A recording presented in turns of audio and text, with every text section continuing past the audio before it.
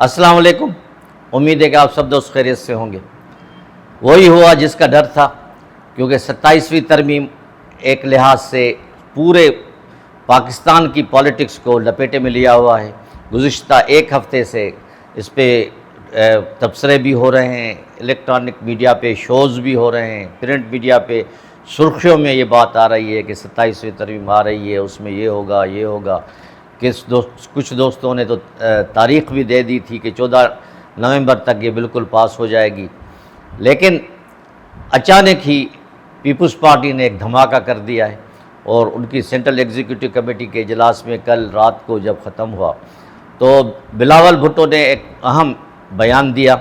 उसमें उन्होंने ये कहा है कि हम सिवाय एक पॉइंट के, जिसमें जॉइंट चीफ ऑफ कमेटी के चेयरमैन और मुसल्लह अफवाज के बारे में जो बातचीत हैं, जो 243 जो पॉइंट है उसमें जो चेंजिंग होगी उसके हवाले से हम उसको हिमायत करते हैं, बाकी सारे तरामीम को हम मुस्तरद करते हैं।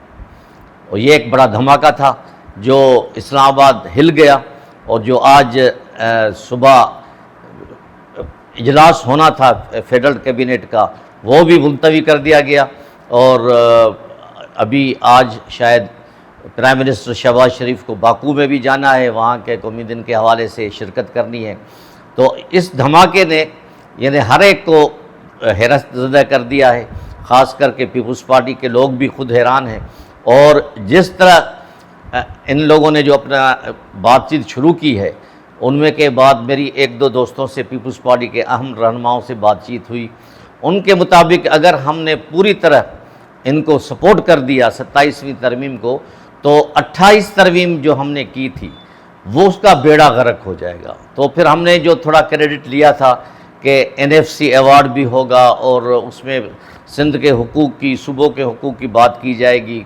उसके अलावा मुख्तलिफ़ सूबों को जो ज़्यादातर इख्तियारात मिल रहे थे उनको वापस किया जाएगा, क्योंकि वफाक का ये तकाज़ा है जो उसने 27वीं तरमीम में रखा है कि जो सूबों को हम इमदाद दे रहे हैं उसके बाद सिर्फ कर्ज़ उतारने के लिए वफाक के पास पैसा बचता है और कुछ भी नहीं बचता। तो इसका मतलब ये हुआ कि 27वीं तरमीम अगर पास हो जाती है तो 18वीं तरमीम का हुलिया बिगड़ जाएगा, जिसकी वजह से पीपल्स पार्टी को पॉलिटिकली सिंध में बहुत बड़ा नुकसान का अंदेशा है। तो इस वजह से आज फिर जुम्मे नमाज के बाद एक इजलास होगा CEC का, उसमें मज़ीद गौर व खौज किया जाएगा। और दूसरी तरफ प्राइम मिनिस्टर शहबाज शरीफ को MQM ने और दूसरी इत्तेहादी पार्टियों ने जो है वो यकीन दिलाया है कि वो हमारी ये तरामीम मंजूर कर लें तो हम आपको सपोर्ट कर रहे हैं। उधर PTI ने ये मौक़िफ़ इख्तियार किया है कि अगर 27वीं तरमीम पास हो गई तो ये मुल्क की वहदानियत के लिए एक बड़ा धचका है। यानी पॉइंट्स बिखर गए हैं।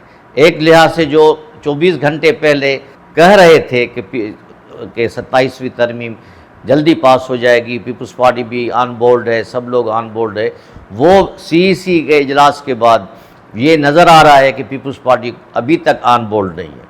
और उन्होंने तो अलल ऐलान बिलावल भुट्टो साहब ने कर दिया है कि सिवाय एक तरमीम के, जो मैंने आपको बताया कि 243 की आइनी तरमीम करी जाएगी, और उसके बाद किसी भी और पॉइंट को या तरमीम को वो सब मुस्तरद करते हैं। अब इसके क्या रिपलकशन होंगे, इसके क्या असरात होंगे? इसमें एक लिहाज से देखा जाए तो नवाज़ लीग की एक ऑकवर्ड पोजीशन हो जा रही है, क्योंकि अक्सरियत नवाज़ लीग की है और वो कोई भी आइनी तरमीम अगर पास होती है तो वो 2/3 मेजॉरिटी से पास होती है। अब अगर पीपल्स पार्टी जिसकी 75 के ज़्यादा नशिस्तें हैं वो उसको सपोर्ट नहीं कर रही, तो इससे, और PTI तो वैसे ही सपोर्ट नहीं कर रही, तो ये 2/3 मेजॉरिटी उनको मिलने का सवाल ही पैदा नहीं होता। हाँ, अंदर फिर कोई गेम हो जाए, नवाज़ लीग और पीपल्स पार्टी वाले फिर कोई ऐसा गेम खेलें जो अवाम फिर शिशदर रह जाए कि अचानक फिर क्या हुआ। सियासत में हर चीज़ हो सकती है, सियासत हर चीज़, किसी भी अनहोनी का नाम भी सियासत है।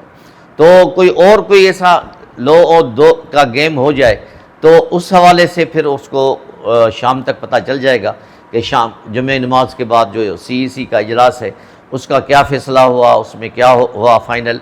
लेकिन अब तक जो फ़ाइनल है वो ये है कि पीपल्स पार्टी ने ये बयान दिया है وہ بھی اس کے چیئرمین نے کہ ہم صرف ایک آئینی ترمیم کو قبول کریں گے، باقی جتنی بھی آئینی ترمیم 27ویں ترمیم کے نام پہ جو کی جا رہی ہیں سب کو ہم مسترد کر دیں۔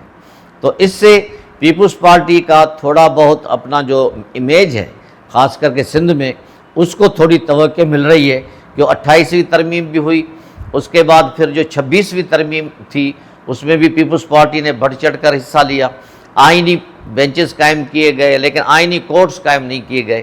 اب کچھ سیاستدانوں کے مطابق اور آئینی ماہرین کے مطابق اگر 27ویں ترمیم پاس کی جائے گی تو عدالت کے اختیارات کو محدود کیا جائے گا، محدود ہو جائیں گے، یعنی آئینی بینچز جو ہے وہ آئینی کورٹس بن جائیں گی اور دوسرے جو ہیں وہ اپنی کورٹس چلائیں گے۔ تو اس طرح ایک پوائنٹ یہ بھی کہنے والے کہتے ہیں کہ اس میں ججز کے تبادلے کا اختیار پرائم منسٹر کو ہوگا، تو جو بھی ایک نئی بات ہوگی۔